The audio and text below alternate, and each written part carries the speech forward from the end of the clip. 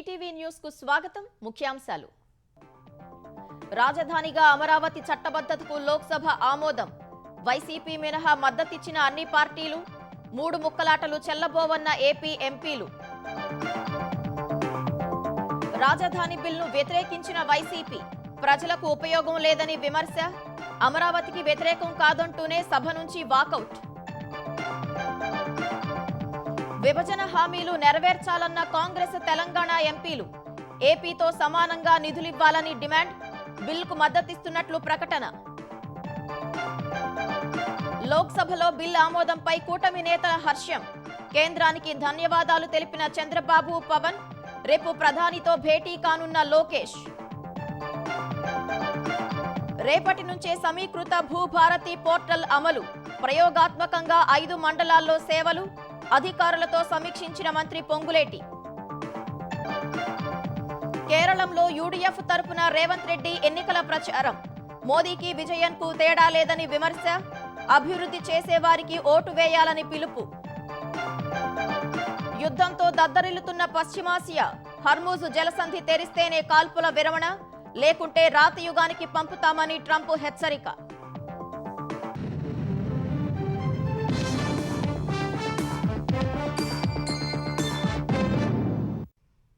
ఆంధ్రప్రదేశ్ చరిత్రలో సరికొత్త శకానికి పునాది పడింది. ఏపీ రాజధానిగా అమరావతి చట్టబద్ధత దిశగా తొలి ఘట్టం విజయవంతంగా పూర్తయింది. అమరావతి చట్టబద్ధత బిల్కు లోక్సభ ఆమోదం తెలిపింది. కేంద్ర మంత్రి నిత్యానందరాయ్ బిల్ ప్రవేశపెట్టగా వైసీపీ మినహా అన్ని పార్టీల ఎంపీలు ముక్తకంఠంతో మద్దతు ప్రకటించారు.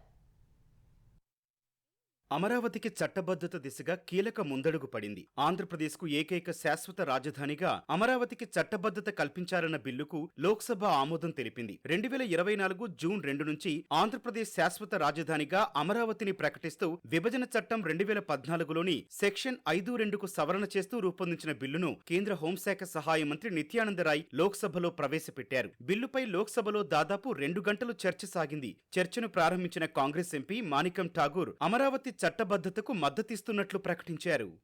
We support this bill and affirms Amravati as the capital of Andhra Pradesh. But we will not remain silent on injustice to Andhra Pradesh. Our demands remain: 1. Full funding of Amravati as national project. 2. Implementation of Section 94 in letter and spirit. 3. Immediate grant of special status, category status to Andhra Pradesh. 4. Industrial incentives and industrial investments. ఆంధ్రుల కళల రాజధానిగా అమరావతి ఏర్పాటైందని కేంద్ర మంత్రి పెమ్మసాని చంద్రశేఖర్ అన్నారు. వికేంద్రీకరణ పేరుతో జగన్ 3 ప్రాంతాల మధ్య చిచ్చు పెట్టారని ఆరోపించారు. రాజధాని మహిళా రైతుల కన్నీళ్లే ఈ చట్టానికి పునాదిగా మారాయని వివరించారు. ఒక రాష్ట్రం అభివృద్ధి చెందాలంటే రాజధాని అత్యంత కీలకమైన పాత్ర పోషిస్తుంది సార్. అదే ఆంధ్రప్రదేశ్కు మీ రాజధాని ఏది అంటే చెప్పుకోలి అవమానంతో గత ప్రభుత్వంలో ఆంధ్రలో ప్రజలు జీవించారు సార్. ఇప్పుడు నిర్మించబోయేటువంటి అమరావతి ఆంధ్రప్రదేశ్ ఆర్థిక వ్యవస్థకు ప్రధాన కేంద్రంగా రూపుదిద్దుకొని రాష్ట్ర అభివృద్ధికి ఒక గ్రోత్ ఇంజిన్ గా కూడా మారబోతోంది సార్. అమరావతి శాశ్వత రాజధానిగా ఉంటుందా అనేది ఉండేది సార్. అయితే ఈ చట్ట సవరణతో ఆ అనిశ్చితి తగ్గి అభివృద్ధి వేగం జరగబోతా ఉంది. అమరావతి చట్టబద్ధత చట్టంతో ఎవరూ రాజధానిని ఇంచు కూడా కదల్చలేరని బీజేపీ ఎంపీ సీఎం రమేష్ కుండబద్దలు కొట్టారు.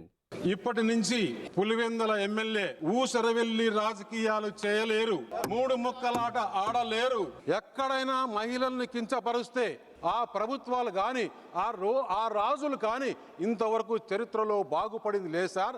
మీరు ఒకవేళ సపోర్ట్ చేయకపోతే జగన్ మరియు వైఎస్ఆర్సీపీ అమరావతి ద్రోహిగా, ఆంధ్రప్రదేశ్ ద్రోహులుగా నిలిచిపోతారు. చరిత్రలో మళ్ళీ మీరు మిగలరు అని చెప్పి తెలియజేస్తున్నారు సార్. రాజధాని విషయంలో మళ్లీ ఇలాంటి పరిస్థితులు తలెత్తకుండా ఉండేందుకు అమరావతికి చట్టబద్ధత బిల్లు చట్టరూపం దాల్చాల్సిన అవసరం ఉందని బీజేపీ ఎంపీ పురంధేశ్వరి చెప్పారు. Why we are here to seek statutory recognition for Amravati, sir, is not political but on moral and constitutional grounds. Sir, statutory protection for Amravati is really essential because no state would have to lose its capital for the second time. No farmer, being whether a man or woman, should fear no policy reversal. Investors need certainty and not shifting of capitals, and a reorganized state, sir, it deserves stability and experiment. ప్రజల పూర్తి మద్దతున్న అమరావతిని శాశ్వత రాజధానిగా కొనసాగించాలని Janasena MP Vallabhaneni Balashowry కోరారు. ఆంధ్రప్రదేశ్లో రాజధాని ఎక్కడా ఉండాలనేటువంటి విషయం మీద గత ప్రభుత్వం చేంజ్ చేసి చాలా ఇబ్బందులు కలిగజేసింది. వైసీపీ వాళ్ళు ఏదైతే వైజాగ్ అని చెప్పారో దాన్ని కాదు అని చెప్పి మా కూటమి తరపున పోటీ చేసినటువంటి భరత్ గారు కూడా అక్కడ ఉన్నటువంటి ప్రజలు 5,04,000 మెజార్టీ ఇవ్వటం అది పూర్తిగా అమరావతి రాజధాని అని చెప్పటం అనే దానికి ఒక నిదర్శనం అధ్యక్ష. ఎప్పుడు అమరావతి క్యాపిటల్ గా ఉంచాలని చెప్పేసి నేను కోరుకుంటా ఉన్నా మా పార్టీ తరఫున. అమరావతికి వ్యతిరేకం కాదంటూనే చట్టబద్ధత బిల్లును వైసీపీ వ్యతిరేకించింది. బిల్లును వ్యతిరేకిస్తున్నామంటూ వైసీపీ ఎంపీలు లోక్సభ నుంచి వాకౌట్ చేశారు. This just putting the name and bringing it to parliament is of no use, sir. The farmers' interest to be protected, the amount what we require for Amaravati, the land what you are going to do, what is your plan with definite timelines. Sir, Congress party demands that give a specific date when you are going to hand over the plots to the farmers. When are you going to deliver the other benefits to the farmers? We want this incorporated in the bill. This bill in this present state is no use to the people of our state because we oppose this bill in the present form, though we are not against Amaravati or any other part in the state. బిల్లుకు సంఘీభావం తెలుపుతూనే విభజన చట్టంలో తెలంగాణకిచ్చిన హామీలు సైతం అమలు చేయాలంటూ ఆ రాష్ట్ర కాంగ్రెస్ ఎంపీలు తమ వాణిని వినిపించారు. ఏపీకి నిధులివ్వడాన్ని అడ్డుకోబోమని, అయితే అదే స్థాయిలో తెలంగాణకు ఇవ్వాలని కోరారు. We have no problem with our brothers and sisters in Andhra Pradesh getting additional funds in the budget, sir. But in the same line, Telangana also will request additional funds, sir, for regional ring road, at least 3 airports, sir, Moosi River project, sir, KTPS, sir.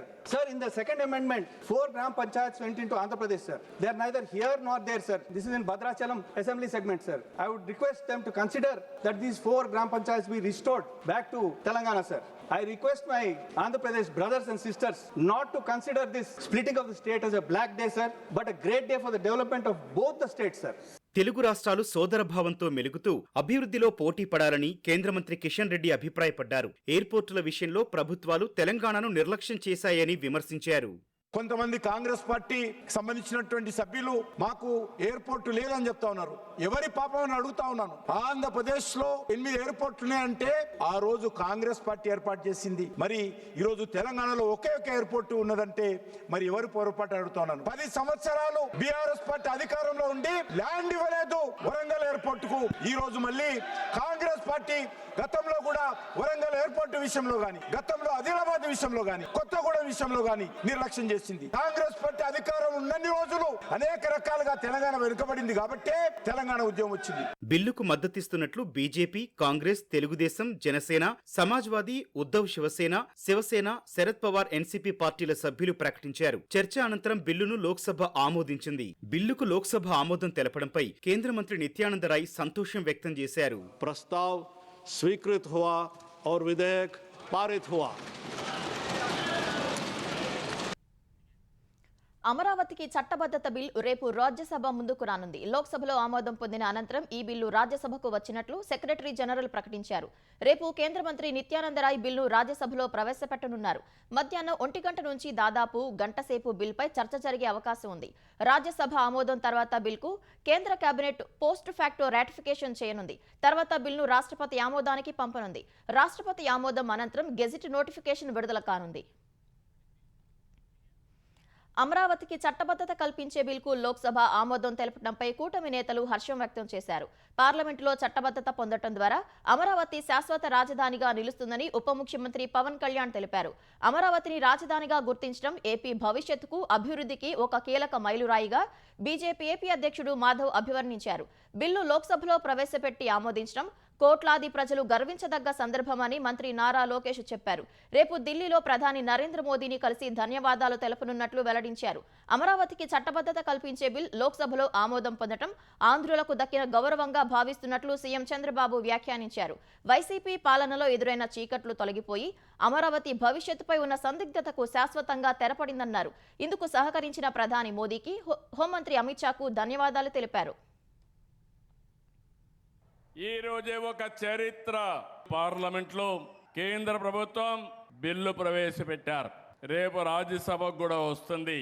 ఇంకా రాబోయే రోజుల్లో అమరావతిని inch కూడా కదిలించలేరు. అమరావతి ప్రజా రాజధాని, ఆంధ్రప్రదేశ్ రాష్ట్రానికి ఏకైక రాజధాని అదే అమరావతి. 3 ముక్కలాట, 3 రాజధానులు రాష్ట్రాన్ని విధ్వంసం చేసి ఆనందం పొందారు. అసెంబ్లీ సమావేశాలకు కూడా రాలేదు. అదొక రాజకీయ పార్టీ ఎట్లా ఊహిస్తారో మీరు నాకు అర్థం కాల. ఇంకా ఎవరైనా ఈ రాష్ట్రంలో వైఎస్ఆర్ కాంగ్రెస్ పార్టీ అని చెప్పుకోవాలంటే సిగ్గుపడాలి తప్ప అలాంటి పార్టీ వల్ల మనకు వచ్చే లాభం ఏమీ లేదని కూడా మరొకసారి విజ్ఞప్తి చేస్తున్నాను. అమరావతి చట్టబద్ధత బిల్కు లోక్సభ ఆమోదం తెలపడంపై రాజధాని రైతులు హర్షం వ్యక్తం చేశారు. తుళ్లూరులో మిఠాయిలు పంచుకొని సంబరాలు చేసుకున్నారు. అమరావతికి చట్టబద్ధత కల్పించడం వల్ల ధైర్యం వచ్చిందన్నారు. రాజధాని అమరావతి రైతుల 12 ఏళ్ల కల నెరవేరుతోందని ఆనందం వ్యక్తం చేశారు. ఇది చాలా శుభ పరిణామం. యావత్ ఆంధ్రప్రదేశ్ బిడ్డలు ఆకాంక్షలు నెరవేర్చేటువంటి రాజధాని అమరావతి రాజధాని. ఈ చట్ట సవరణకి అమరావతికి చట్టబద్ధతను కల్పించినటువంటి ప్రతి ఒక్కరికి కూడా ధన్యవాదాలు తెలియజేసుకున్నాం. మాకంతా సంతోషం. మా పిల్లల కోసం అయ్యా, మా కోసం కాదు. మేము ఏ రెండో ఆశలు పోతాము. రేపు వచ్చి మా పిల్లల భవిష్యత్తు ఈ ఎప్పుడు కదిలీకుండా ఉండటం కోసం అయ్యి ఈ రాజధానిలో చట్టసభలో బిల్లు చేస్తున్నారు. మాకు చాలా సంతోషంగా ఉంది. 2 సంవత్సరాల పిల్లల కానించి మా మనవళ్ళు ఇద్దరండి. నాకు 66 సంవత్సరాలు వచ్చినాయి. 4 సంవత్సరాలు ఎంత ఇబ్బంది పడ్డానో ఇప్పుడు ఇది పెట్టినందుకు నాకు చాలా సంతోషంగా ఉందండి. ఆంధ్రప్రదేశ్ రాజధానిపై ఇన్నాళ్లు 3 ముక్కలాట ఆడిన జగన్ ఇప్పుడు కొత్త పల్లవి అందుకున్నారు. అమరావతికి బదులుగా ప్లాన్ బి కింద మచిలీపట్నం, విజయవాడ, గుంటూరు ప్రాంతాన్ని రాజధానిగా చేయాలని సూచించారు. వీటి పేర్ల నుంచి ఒక్కో అక్షరం తీసుకొని రాజధాని పేరు మావిగన్ అని పెట్టాలని సూచించారు. శాసనసభలో అమరావతిపై తీర్మానం ఒక డ్రామా అని జగన్ విమర్శించారు. రాజధాని కోసం సేకరిస్తున్న 1,00,000 ఎకరాల్లో మౌలిక వస్తువుల కోసమే 2 లక్షల కోట్ల రూపాయలు అవసరమవుతాయని, అవి ఎక్కడి నుంచి వస్తాయని జగన్ ప్రశ్నించారు. మచిలీపట్నం టు విజయవాడ 70 కిలోమీటర్లు, విజయవాడ టు గుంటూరు మరో 40 కిలోమీటర్లు, మొత్తం ఈ 110 కిలోమీటర్లు నేషనల్ హైవే రోడ్డు ఉంది. ఈ నేషనల్ హైవేకు కాస్త అటు ఇటుగా ఈ మొత్తం క్యాపిటల్ ఏరియా కింద డిక్లేర్ చేయండి. మచిలీపట్నం నుంచి ఎంఏ తీసుకోండి, విజయవాడ నుంచి విఐ తీసుకోండి, గుంటూరు నుంచి GUN తీసుకోండి. మావి గన్ అని పేరు పెట్టండి. సరే గన్ అంటే బాగుండదు నీకు, అది జగన్ అనేది గుర్తుకొస్తుంది లేననుకుంటే సరే వేరే పేరు పెట్టండి. ప్లాన్ బి అన్న కనీసం పిక్చర్లోకి వస్తే ఈ మావిగన్ ఫ్యూచర్లో ఎకనామిక్ ఇంజిన్ అవుతుంది. పార్లమెంటులో చర్చ సందర్భంగా వైసీపీ ఎంపీలు చేసిన వ్యాఖ్యలను ఆంధ్రప్రదేశ్ పురపాలక శాఖ మంత్రి నారాయణ తప్పుబట్టారు. మావిగన్ అంటూ జగన్ చేసిన కొత్త ప్రతిపాదనపైన విమర్శలు గుప్పించారు. వైసీపీ నేతలు ప్రజలను తప్పుదోవ పట్టిస్తున్నారని నారాయణ దుయ్యబట్టారు. చట్టసభలో వైసీపీ నాయకులు ఏం మాట్లాడారో నాకు తెలియదు. దానికి ఖర్చు ఎంత అవుతుందో చెప్పండి, ప్లాట్లు ఎప్పుడు ఇస్తారో చెప్పండి. 34,494 ఎకరాలకి ప్లాట్లు అలాట్ చేశాం. ఇంకా ప్లాట్లు అలాట్ చేయాల్సిన ఎవరంటే కేవలం 651 మంది. అది కూడా ఎన్ని ఎకరాలు? 489 ఎకరాలు. మిగతా వాళ్ళందరూ చేశాం. వాళ్ళకి ప్లాట్ల రిజిస్ట్రేషన్ దాదాపు అయిపోయింది. ఇక్కడ జగన్మోహన్ రెడ్డి గారు ఏం మాట్లాడారో ఆయనకి తెలియదు. కరప్షన్ అంటాడు. అక్కడ ఇంత రేటు, ఇక్కడ ఇంత రేటు, GST లేదు. GST ఎవరు ఎగ్జామ్షన్ ఇచ్చారండి?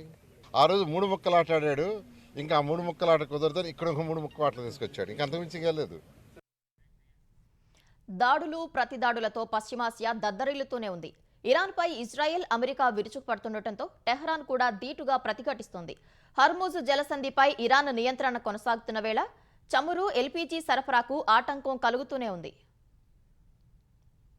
ఇరాన్పై ఇజ్రాయెల్, అమెరికా దాడులు కొనసాగుతున్నాయి. జంజన్ నగరంలో షియాల ప్రార్థనా స్థలమైన జామేహ్ మసీదుపై వైమానిక దాడులు జరిగాయి. శిథిలాలు పడి 3 పౌరులు మృతి చెందారు. 20 మంది గాయపడ్డారు. 19వ శతాబ్దానికి చెందిన ఈ మసీదులోని గ్రాండ్ హుస్సేనియా కాంప్లెక్స్ పై దాడి జరిగినట్లు ఇరాన్ తెలిపింది. మధ్య నైరుతి ఇరాన్లోని ఉక్కు కర్మాగారాలపైన ఇజ్రాయెల్, అమెరికా వైమానిక దాడులు చేశాయి. రాజధాని టెహ్రాన్లో మూసివేసిన అమెరికా ఎంబసీపై దాడి జరిగింది. ఈ రాయబార కార్యాలయం 1979 నుంచి ఇరాన్ రెవల్యూషనరీ గార్డ్ కోర్ నియంత్రణలో ఉంది. టెహ్రాన్లోని ఫార్మాస్యూటికల్ కంపెనీ పైన దాడి జరిగింది. ఫార్మా సంస్థలపై దాడి చేయడం యుద్ధ నేరాల కిందకే వస్తుందని ఇరాన్ మండిపడింది. దక్షిణ లెబనాన్ పై దాడులు కొనసాగిస్తోన్న ఇజ్రాయెల్ బీరుట్లో Hezbollah south front commander Yusuf Ismail ను హతమార్చినట్లు తెలిపింది. ఇజ్రాయెల్ దాడుల్లో దక్షిణ బీరుట్లో 7 మృతి చెందారని లెబనాన్ ఆరోగ్య శాఖ ప్రకటించింది.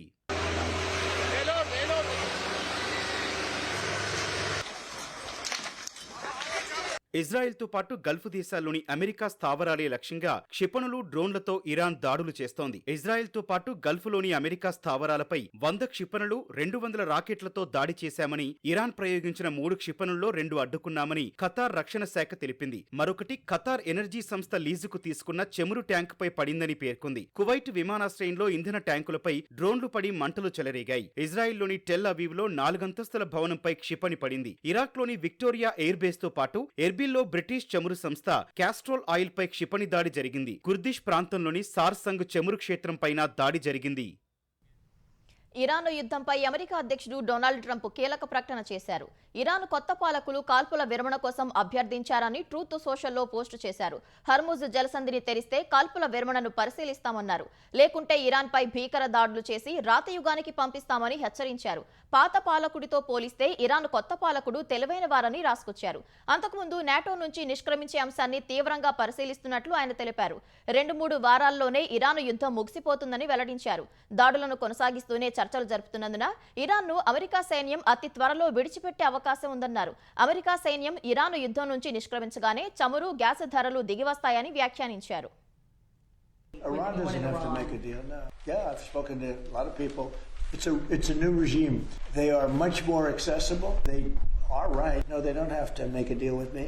When we feel that they are, and they won't be able to come up with a nuclear weapon, then we'll leave. Whether we have a deal or not, it's irrelevant. Now, it's possible that we'll have a deal because they want to make a deal. సమీకృత భూభారతి పోర్టల్ను రేపటి నుంచి అమలు చేస్తున్నామని Telangana revenue శాఖ మంత్రి పొంగులేటి శ్రీనివాసరెడ్డి తెలిపారు. ప్రయోగాత్మకంగా 5 మండలాల్లో అమలు చేసి భూ వివాదాల పరిష్కారానికి తొలి అడుగు వేయబోతున్నట్లు వెల్లడించారు. అక్కడ వచ్చే ఫలితాలను బట్టి అవసరమైన మార్పులు చేర్పులు చేసి భవిష్యత్తులో ముందుకు వెళ్తామన్నారు. కేరళం పర్యటనలో ఉన్న మంత్రి ఈ పోర్టల్ ప్రారంభానికి సంబంధించి రెవెన్యూ అధికారులతో టెలికాన్ఫరెన్స్ నిర్వహించారు. రేపటి నుంచి ఖమ్మం జిల్లా కూసుమంచి, భద్రాద్రి కొత్తగూడెం జిల్లా అశ్వారావుపేట, రంగారెడ్డి జిల్లా ఆమన్గల్లో సమీకృత భూభారతి పోర్టల్ను ప్రయోగాత్మకంగా అమలు చేస్తామన్నారు. సంగారెడ్డి జిల్లా వట్పల్లి, నారాయణపేట జిల్లా కోస్గి మండలాల్లోనూ అమలు చేయనున్నట్లు తెలిపారు. అత్యంత ప్రమాదకరమైన గడ్డి మందుగా గుర్తించిన పారాక్వాట్ విక్రయంపై నిషేధం విధిస్తూ తెలంగాణ ప్రభుత్వం ఉత్తర్వులు జారీ చేసింది. పారాక్వాట్ విక్రయంపై నిషేధం విధించాలని కేంద్రాన్ని కోరుతూ అసెంబ్లీ ఇప్పటికే తీర్మానం చేసింది. పారాక్వాట్ అమ్మకాలు, నిల్వలు, వినియోగంపై 60 రోజుల పాటు నిషేధం విధిస్తున్నట్లు ప్రభుత్వం తాజాగా జారీ చేసిన ఉత్తర్వుల్లో పేర్కొంది. నిబంధనలు ఉల్లంఘించిన వ్యాపారులపై కఠిన చర్యలు తీసుకుంటామని మంత్రి తుమ్మల వెల్లడించారు. కాజీపేట కేంద్రంగా నూతన రైల్వే డివిజన్ తక్షణమే ఏర్పాటు చేయాలని బీఆర్ఎస్ కార్యనిర్వాహక అధ్యక్షుడు కేటీఆర్ కేంద్ర ప్రభుత్వాన్ని కోరారు. ఈ మేరకు ఆయన కేంద్ర రైల్వే శాఖ మంత్రి అశ్విని వైష్ణవ్కు లేఖ రాశారు. ఆ లేఖను బీఆర్ఎస్ ఎంపీల బృందం ఢిల్లీలో కేంద్ర మంత్రికి అందించింది. సికింద్రాబాద్ డివిజన్పై పని భారం విపరీతంగా పెరిగిందని కేటీఆర్ తన లేఖలో పేర్కొన్నారు. అనేక చోట్ల ప్రతిపాదిత కాజీపేట కన్నా తక్కువ కిలోమీటర్లు ఉన్న డివిజన్లను ఏర్పాటు చేశారని వెల్లడించారు. కాజీపేట డివిజన్ ఏర్పాటుతో సమతుల్య ప్రాంతీయ అభివృద్ధి సాధ్యమవుతుందని వివరించారు. కాజీపేట డివిజన్ ఏర్పాటుకు కేంద్ర మంత్రి సానుకూలంగా స్పందించినట్లు బీఆర్ఎస్ ఎంపీలు తెలిపారు. తెలంగాణ వ్యాప్తంగా చికెన్ దుకాణాలు మూతపడ్డాయి. రిటైల్ చికెన్ షాపులకు పౌల్ట్రీ కంపెనీలు ఇస్తున్న పర్సంటేజ్ పెంచాలని డిమాండ్ చేస్తూ తెలంగాణ చికెన్ సెంటర్ల అసోసియేషన్ బంద్ నిర్వహించింది. పర్సంటేజ్ను 40 రూపాయలు ఇవ్వాలని డిమాండ్ చేసింది. చికెన్ షాపులు మూసేసిన యజమానులు ఇందిరా పార్క్ ధర్నా చౌక్లో మహాధర్నా చేశారు. ధర్నాకు మద్దతిచ్చిన ఉప్పల్ ఎమ్మెల్యే బండారు లక్ష్మారెడ్డి బీఆర్ఎస్ అండగా ఉంటుందన్నారు. హైదరాబాద్ జంట నగరాల్లో స్వచ్ఛందంగా షాపులు మూసివేసి నిరసనలు తెలిపారు. ఎల్బీ నగర్లో కొందరు షాపులు తెరవడంతో అసోసియేషన్ సభ్యులు వాగ్వాదానికి దిగారు. కొన్ని చోట్ల తోపులాటలు జరగగా పోలీసులు పరిస్థితిని చక్కదిద్దారు. జిల్లాల్లోనూ చికెన్ షాపులను యజమానులు మూసివేశారు. ఆంధ్రప్రదేశ్లో కూటమి ప్రభుత్వం ఇప్పటి వరకు 60,000 కోట్ల రూపాయలు పింఛన్ల కింద పంపిణీ చేసిందని సీఎం చంద్రబాబు పేర్కొన్నారు. నెల్లూరు జిల్లా వింజమూరులో ఎన్టీఆర్ భరోసా పింఛన్లు పంపిణీ చేసిన ముఖ్యమంత్రి అనంతరం ప్రజావేదిక సభలో పాల్గొన్నారు. దేశంలో ఎక్కడా ఇవ్వని విధంగా ప్రతి నెల 63 లక్షల మందికి కూటమి ప్రభుత్వం పింఛన్లు అందిస్తున్నట్లు చెప్పారు. సూపర్ 6 పథకాలను సూపర్ సక్సెస్ చేశామన్నారు. ప్రజల జీవన ప్రమాణాలు పెంచేందుకు P4 తీసుకొచ్చినట్లు చెప్పారు. 25,000 కుటుంబాలను దత్తత తీసుకునేందుకు అదానీ సిద్ధంగా ఉన్నారని వెల్లడించారు. ఈ ఏడాది వెలుగొండ ప్రాజెక్టు పూర్తి చేసి ఉదయగిరికి కూడా నీరిస్తామని హామీ ఇచ్చారు. సోమశిల నుంచి వచ్చే కాలువ నీళ్లు 34 కోట్లు ఖర్చు అవుతుంది. ఇక్కడే శాంక్షన్ చేస్తున్నా, టెండర్ల పిలవమని ఆదేశాలు ఇస్తున్నా, అక్టోబర్ కంతా దీన్ని పూర్తి చేసి ఈ సంవత్సరమే మీ చెరువులో నీళ్లు పెట్టే కార్యక్రమం. ఇది కాకుండా చుట్టుపక్కలుండే చెరువులు ఇంకా 3 ఉన్నాయి, అవన్నిట్లో కూడా నీళ్లు పెడతాం. ఈ సంవత్సరం వెలుగొండ ప్రాజెక్టు పూర్తి చేసి నీళ్లు తీసుకొచ్చి ఆ తర్వాత ఉదయగిరి ప్రాంతానికి కూడా నీళ్లు తీసుకొచ్చే బాధ్యత ఈ ప్రభుత్వం తీసుకుంటాం. చేనేత మగ్గాలకు నెలకు 200 యూనిట్లు, మరమగ్గాలకు 500 యూనిట్లు ఉచిత విద్యుత్ అందించే పథకాన్ని ఈ రోజు నుంచే అమల్లోకి తెచ్చినట్లు ముఖ్యమంత్రి చంద్రబాబు ప్రకటించారు. ఉచిత విద్యుత్ ద్వారా ఒక్కో కుటుంబానికి ఏడాదికి 8,000 నుంచి 21,000 రూపాయలు ఆదా అవుతాయన్నారు. ప్రభుత్వానికి ఏడాదికి 150 కోట్లు ఖర్చవుతున్నా నేతన్నల చిరునవ్వే ముఖ్యమని తెలిపారు. ఉచిత విద్యుత్ పథకంతో చిన్న చేనేత కుటుంబాలకు ఉపశమనం లభిస్తుందని ఆంధ్రప్రదేశ్ ఉప ముఖ్యమంత్రి పవన్ కళ్యాణ్ చెప్పారు. చేనేతలకు ఉచిత విద్యుత్ పథకం ద్వారా చంద్రబాబు నాయకత్వంలోని కూటమి ప్రభుత్వం ప్రజలకు ఇచ్చిన మరో హామీని నిలబెట్టుకుందని ఓ ప్రకటనలో తెలిపారు. రెండో భద్రాద్రిగా పేరుగాంచిన కడప జిల్లాలోని ఒంటిమిట్ట శ్రీ కోదండ రామస్వామి బ్రహ్మోత్సవాల్లో భాగంగా స్వామివారి కళ్యాణోత్సవ ఘట్టం వైభవంగా జరిగింది. ముఖ్యమంత్రి చంద్రబాబు దంపతులు ప్రభుత్వం తరపున పట్టు వస్త్రాలు, ముత్యాల తలంబ్రాలు సమర్పించారు. పౌర్ణమికి ముందు రోజైన చతుర్దశి నాడు పండు వెన్నెల్లో రాములోరి కళ్యాణోత్సవాన్ని వీక్షించేందుకు భారీగా తరలివచ్చిన భక్తులతో ఒంటిమిట్ట జనసంద్రాన్ని తలపించింది.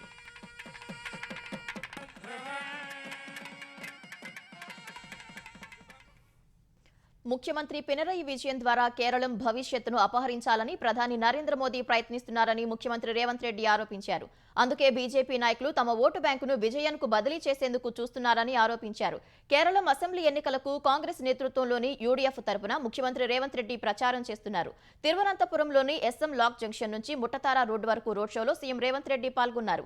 అభివృద్ధి, సంక్షేమం కోసం యూడీఎఫ్ కూటమికి పట్టం కట్టాలని ప్రజలకు పిలుపునిచ్చారు. There is no difference between Narendra Modi and Pinarayi Vijayan. Narendra Modi wanted to kidnap your Kerala future through Pinarayi Vijayan. That is why BJP people are trying to transfer their vote in Thiruvananthapuram and Kerala. Why? Because they don't want to win Rahul Gandhi and Gandhi family and UDF in Kerala. UDF is going to win in Kerala. The government is going to implement welfare and guarantees. And the government is going to develop for Kerala youth. అసోంలో BJP అధికారంలోకి వస్తే ఉమ్మడి పౌర స్మృతిని అమలు చేస్తుందని ప్రధాని మోదీ హామీ ఇచ్చారు. 6వ షెడ్యూల్ కింద గిరిజనులకు రక్షణ కల్పిస్తుందన్నారు. కాంగ్రెస్ అధికారంలోకి వస్తే వలసదారుల రక్షణకు బిల్ తెస్తుందని ఆరోపించారు. బీజేపీ దాని మిత్రపక్షాలు అలాంటి ప్రయత్నాలను అడ్డుకుంటాయని చెప్పారు. ఎన్నికల ప్రచారంలో భాగంగా ధేమ్జీ జిల్లాలోని గోకాముఖ్లో జరిగిన సభలో పాల్గొన్న ప్రధాని మోదీ కాంగ్రెస్ పై తీవ్ర స్థాయిలో విరుచుకుపడ్డారు. మెజార్టీ ప్రజలను మైనార్టీలుగా మార్చి చొరబాటుదారులను శాశ్వత ఓటు బ్యాంకుగా చేసుకోవటమే హస్తం పార్టీ లక్ష్యమన్నారు. ముస్లిం లీగ్ మాదిరిగా కాంగ్రెస్ కూడా దేశ విభజనకు ప్రయత్నిస్తోందని ప్రధాని మోదీ ఆరోపించారు. ఒకే కుటుంబం అసోంలో అన్నింటినీ లూటీ చేస్తుందని ముఖ్యమంత్రి హిమంత బిశ్వ శర్మపై కాంగ్రెస్ ప్రధాన కార్యదర్శి ప్రియాంక గాంధీ ధ్వజమెత్తారు. బీజేపీ ప్రభుత్వం అవినీతిలో కూరుకుపోయిందన్నారు. Saradha, smart city, N C కుంభకోణాలే ఇందుకు నిదర్శనమన్నారు. నజీరా ఎన్నికల సభలో పాల్గొన్న ప్రియాంక అమెరికాకు బానిసగా మారారంటూ ప్రధాని మోదీపై విమర్శలు గుప్పించారు. తమది డబుల్ ఇంజన్ సర్కారు అని బీజేపీ నేతలు చెబుతున్నా వాస్తవానికి అది డబుల్ బానిస ప్రభుత్వం అని ఎద్దేవా చేశారు. ప్రధాని మోదీ అమెరికాకు బానిస అయితే సీఎం హిమంత బిశ్వ శర్మ ప్రధానికి బానిస అని ప్రియాంక విమర్శించారు. పశ్చిమాసియాలో ఘర్షణలు సద్దుమణుగుతాయనే అంచనాలతో దేశీయ స్టాక్ మార్కెట్లు నష్టాల నుంచి కోలుకున్నాయి. సోమవారం 1636 పాయింట్లు పతనమైన సెన్సెక్స్ కొత్త ఆర్థిక సంవత్సరం తొలి రోజున 1187 పాయింట్ల లాభంతో ముగిసింది. క్రితం ముగింపు కంటే 1800 పాయింట్లు ఎగువన 73,762 వద్ద ఈ ఉదయం బీఎస్ఈ సూచీ ప్రారంభమైంది. అంతర్జాతీయ మార్కెట్ల నుంచి సానుకూల సంకేతాలతో 73,965 పాయింట్ల గరిష్ట స్థాయిని నమోదు చేసింది. అయితే మధ్యాహ్నం సెషన్ తర్వాత మదుపరులు అమ్మకాలకు దిగడంతో 72,972 పాయింట్ల కనిష్ట స్థాయికి సూచీ పడిపోయింది. చివరకు 73,134 పాయింట్ల వద్ద స్థిరపడింది. జాతీయ స్టాక్ ఎక్స్చేంజి సూచీ నిఫ్టీ 348 పాయింట్ల లాభంతో 22,679 వద్ద ముగిసింది.